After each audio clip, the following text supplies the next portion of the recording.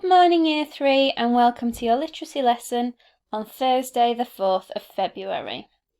Today we are continuing with our pop-up books, so your learning objective is once again to create a pop-up book. Please write your date and learning objective in your literacy book now. To recap, we have been learning about suffixes. Suffixes are a group of letters used at the end of a root word to turn it into another word. For example, garden is the root word. If you added the suffix er or you would make a new word of gardener. But there's some special spelling rules that we need to make note of when we're adding suffixes onto words, especially those suffixes that start with vowel letters and words that contain more than one syllable. Our first rule was that if a word ends with a silent E, then you have to lose the silent E when you add the suffix. For example, remover wouldn't have two E's. You would lose one E off the end of remove, and then add your suffix. Our second rule was the double consonant rule, where you have to double the consonant for words that end in a vowel and a consonant, and where the last syllable is stressed, where you can hear it. For example, stop needs two P's. Today's new rule is that when a word ends in Y, you have to change the Y to an I before the suffix is added, but not if you are adding ing. For example, if you had the root word copy and we were adding the suffix on the end, you would change the Y at the end of copy to an I to create the new word copier. The same with happy. You would change the Y at the end of the root word to an I before adding the suffix est. Happy, add est, happiest with an I. Let's try these together. You can write the words in your literacy book. So, funny is the root word. We are adding est. Remember the spelling rule, if it ends with a Y, then it would be, I hope you're all spelling it out. Did you get funniest with an I? Funniest. Well done if you got that. How about sunny? Sunny ends in a Y. We're adding the suffix The word's going to be sunnier. How do you spell it?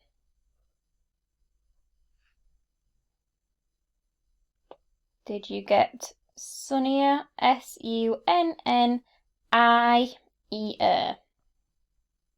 What about multiply?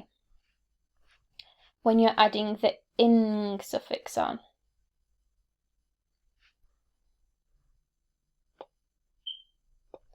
Oh, what's happened here? It still has the Y, it's not changed to an I. If we remember, if you're adding the ing suffix, this rule does not apply. So as we are adding ing onto the word multiply, it stays the same and you keep the Y. Miss Callahan tried to trick you there. Well done if you didn't get caught out. That was a really tricky one. Now it's time to apply your knowledge. Try these 4 examples in your books. You need to write out the root word. So, for example, the first one is cloudy. Add, then your suffix and write your new word. And you're going to do the same for noisy, envy, and grumpy. Pause the video while you do this task, and then press play when you're ready for the main part of the lesson. Today's main task is continuing with your pop-up book. So you're going to finish your pop-up book today and then check it against a list of criteria. Everyone might be up to a completely different stage, and that's absolutely fine. So I'm going to go through it all from the process from start to finish, and wherever you're up to, just pick up from that point. Your first step that you should have done was to fold your A3 card in half and create your front cover with a title and a picture. After you'd completed your front cover, you were using the lined templates to write your paragraphs. You should have written an introduction, answering the questions, what is a plant and what do plants need to grow? I know a lot of you are choosing to use a question in your introduction, so it might have a question in there. It might have some extra information.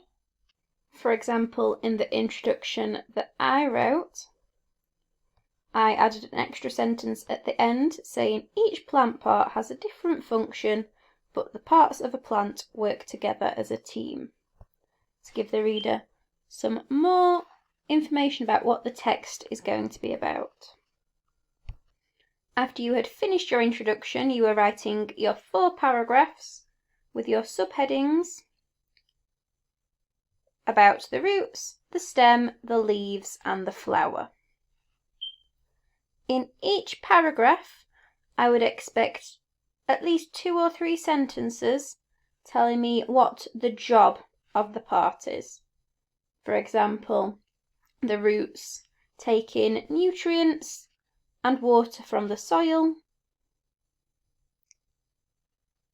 Also, the roots hold the plant firmly in the ground. This helps the plant to grow big and strong. And you should have done the same for your other 3 paragraphs about the stem, the leaves and the flower. We were trying to use lots of our word-aware words that we'd learnt over the past couple of weeks. Words like germinate, photosynthesis, pollinate.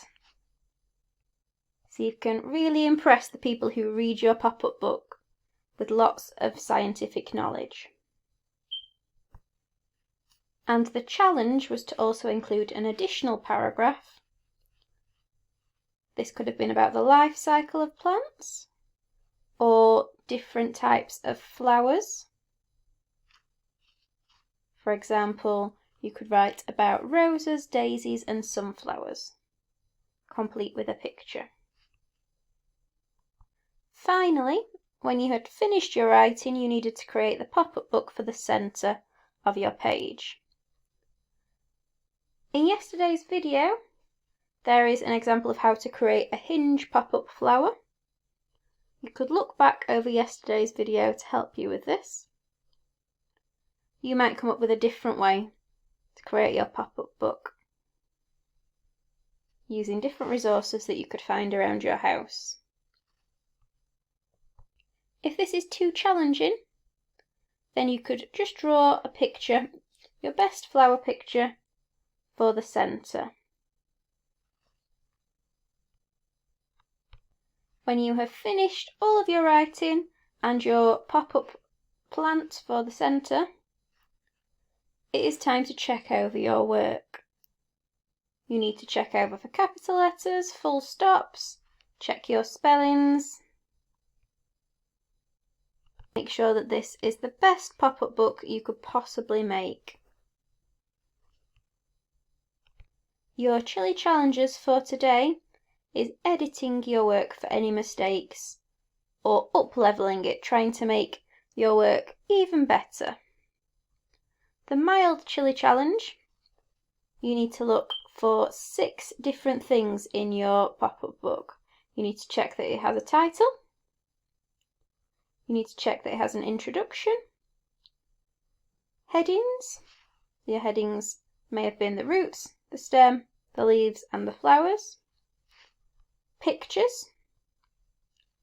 capital letters at the start of sentences and for proper nouns, and full stops at the end of every sentence. The spicy challenge. If you choose to do the spicy challenge, then you would check it has a title, an introduction, headings and paragraphs, pictures with captions. So each picture should have a little bit of writing underneath that tells you what the illustration is. Technical language. For example, some of your word-aware words. And conjunctions. And, but, so are just a few examples, but there are lots of different conjunctions that you might have used in your writing. And for the hot challenge, you would check that you had a title, an introduction, headings and paragraphs, pictures with captions, lots of technical language, using the words such as germination, pollination, photosynthesis. I've wrote about evaporation, seed dispersal. Lots of scientific language about plants. And I want you to try and include some fronted adverbials. These are words or phrases at the beginning of a sentence which are used to describe the action that follows. An example of this could be eventually, to show time. So your sentence might be, eventually the seed starts to germinate. Or in the soil, to show place. In the soil, the seeds germinate. And finally, check to see if you have included any suffixes. For example, you could have beautiful. Full is a suffix that is added onto the end of the word beauty. Or you might have, to summarise, for your chili challenge, we want to see a list in your literacy book with the features on the chili challenge. For example, for mild, you would write a list of title, introduction, headings, pictures, capital letters and full stops, and then put a tick next to them if you included those in your pop-up book. If you choose to do the spicy challenge, then you would include these things. And if you did the hot challenge, then you would write a list of these features. And after you have ticked whether you've included them or not, give me an example. So, title, tick it, and my title was Fascinating Flowers, so I would write Fascinating Flowers next to my tick. Please spend the rest of today's literacy lesson finishing your pop-up books, checking, editing and improving your work. If you don't have a feature from your chili challenge in your writing, try and add one in to make your pop-up book even more amazing. A massive well done for working so hard on your remote learning. We can't wait to see your pop-up books and to be able to share them with other children in school and to share them on the blog.